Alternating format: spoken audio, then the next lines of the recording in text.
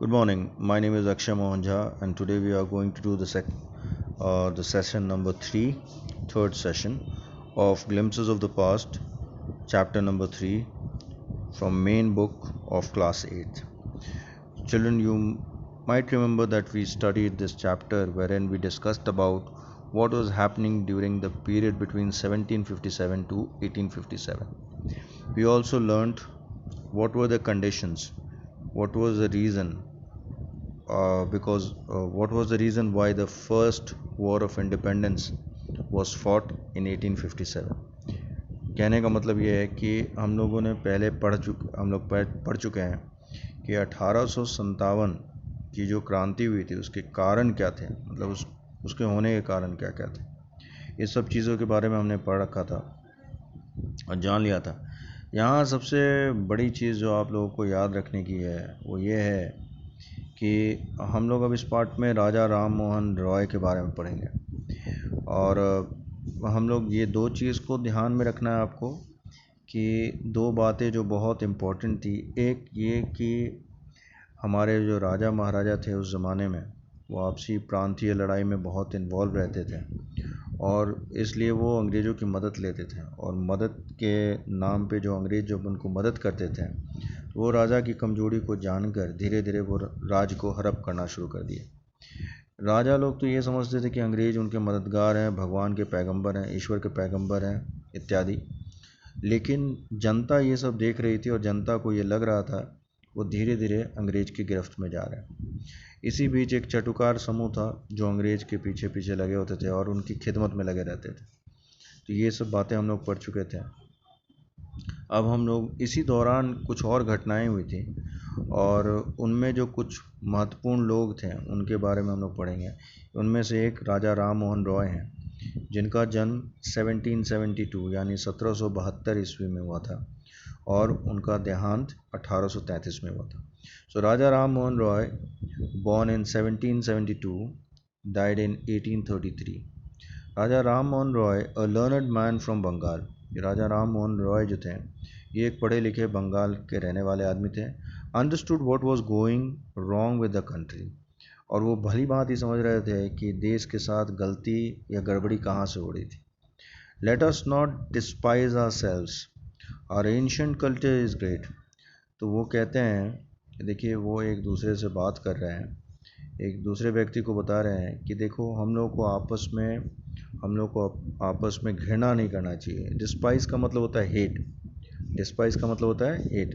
We should not hate ourselves, let us not hate ourselves, our ancient culture is great. हमारा जो पुराना प्राचीन परंपरा है वो महान है।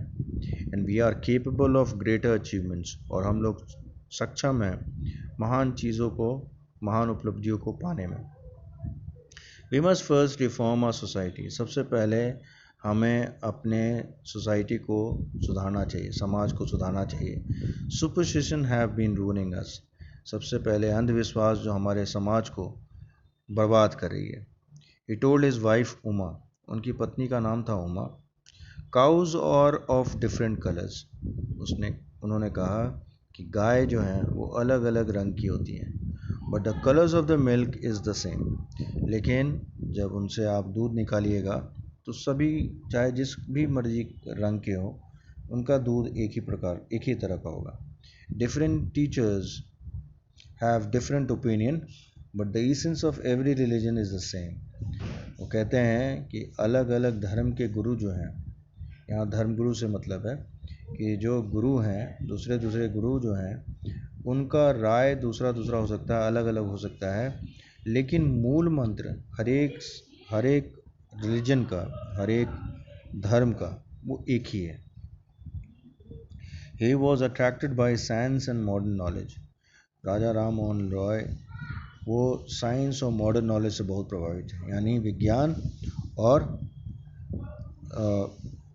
आधुनिक ज्ञान से बहुत प्रभावित है। Knowledge should be practical and scientific. उनका मानना था कि नॉलेज जो होना चाहिए, यानी ज्ञान जो होना चाहिए, शिक्षा जो होनी चाहिए, वो प्रायोगिक होना चाहिए और वैज्ञानिक रूप से प्रमाणित होना चाहिए।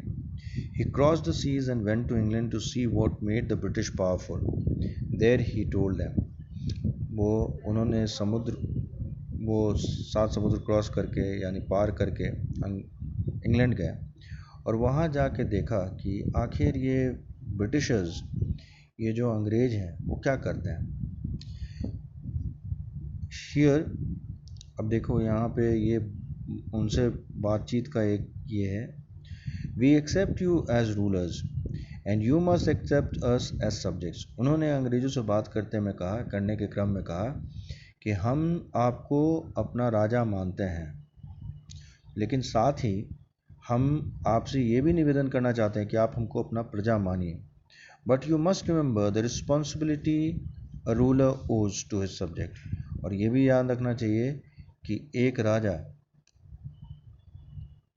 का रिस्पॉन्सिबिलिटी, एक राजा जो है, you must remember the responsibility a ruler ओज टू हिज सब्जेक्ट। लेकिन साथ साथ में आपको याद रखना चाहिए कि आपका क्या कर्तव्य है अपने प्रजा के प्रति। और एक चीज़ और यहाँ पे हम छूट गया है, वो ये है कि राजा राम मोहन रॉय जब अपने लोगों से बात करते होते हैं तो वो कहते हैं ज्ञान जो है, शिक्षा जो है या नॉलेज जो है, वो प्रायोगिक होना चाहिए और वैज्ञानिक होना चाहिए। He started newspaper but the suspicious British stopped them in 1823. उन्होंने एक पत्रिका, एक अखबार को चालू किया, बट अंग्रेज़ जो हैं बहुत ही शक्की किस्म के होते थे, तो उन्होंने उसको बंद करा दिया 1823 में।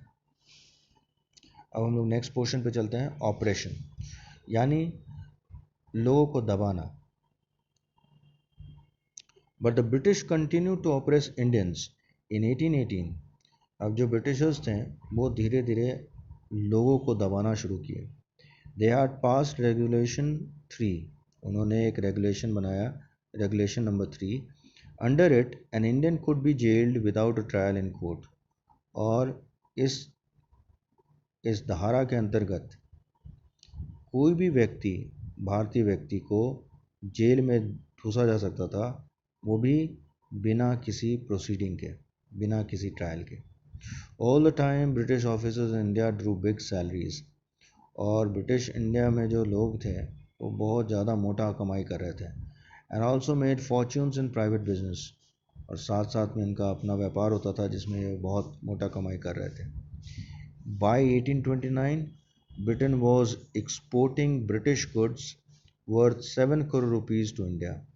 1829 तक आते आते विदेश से आने वाली सामान करीब करीब 7 करोड़ का आने लगा सिर्फ और सिर्फ ब्रिटेन से इंडिया में। The British prospered on the companies लूट।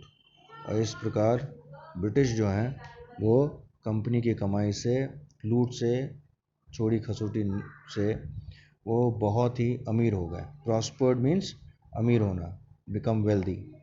While Indian industries began to die. और उसके दूसरी तरफ भारत में जो आपको इंडस्ट्री थी, इंडस्ट्री को कहेंगे, इंडस्ट्री का मतलब होता है कारखाना जो था, वो धीरे धीरे मरने लगा। Governor general Bentinck reported back home. Governor general Bentinck जो हैं उन्होंने इंग्लैंड को ये रिपोर्ट किया, the bones of cotton weavers are bleaching the plains of India. कहता है कि कॉटन वीवर्स जो कारीगर हैं, उनके हड्डियों से पूरा भारतवर्ष का जो प्लेन है यानी मैदान है वो भरा पड़ा है। So this is sad part. मतलब कहने का कि जो लोग यहाँ पे कारीगर थे उस ज़माने में, उनकी स्थिति बद से बदतर हो गई थी, अत्यधिक दयनीय हो गई थी। यहीं तक आज के लिए। Thank you. Have a nice day. Bye.